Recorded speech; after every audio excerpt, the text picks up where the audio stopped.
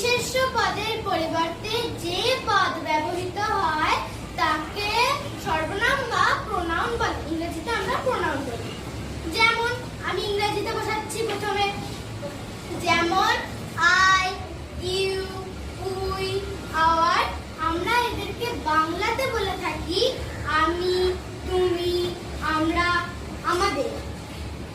আমি এবার বাক্যতে বোঝাচ্ছি, যেমন কাকন ইজ আ গুড গার্ল। বলতে কাকন ভালো মেয়ে। কাকনটা তাহলে কি? নাউন।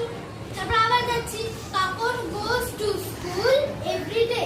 কাকন প্রতিদিন স্কুলে যায়। তাহলে আবার কাকনটা কি? প্রোনাউন। Noun noun noun. তাহলে কাকনটা কি? নাউন। তারপর হচ্ছে she is my best friend. এবার সিটাতে আমরা গেলাম নাউনের পরিবর্তে, তাহলে সিটা কি হলো?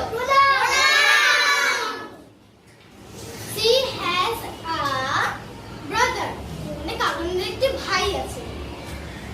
তাহলে সিটা আবার কি? প্রোনাউন হলো। তারপরে হচ্ছে হিজ নেম ইজ অনুভব।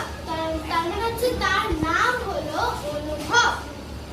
তার মানে আবার হিজে যে গেলাম, হিজটা তাহলে কি হলো? হিজ কেন বললাম? কারণ হিজ হচ্ছে ছেলেদের ক্ষেত্রে বোঝায় এবং হার হচ্ছে মেয়েদের ক্ষেত্রে বোঝায়। তাহলে এবার হচ্ছে আমি যাচ্ছি অন্যভাবে বোঝাচ্ছি, কৌশানী হ্যাজ আ সিস্টার। বলতে কৌশানীর একটি বোন আছে। তো কৌশানীটা কি হয়ে গেল? আবার ফিরে এসে নাউন। এবার হিজ নেম ইজ কঙ্কনা, মানে হচ্ছে তার নাম হলো Kankana. Sorry, her name is Kankana, মানে হচ্ছে তার নাম হলো কঙ্কনা।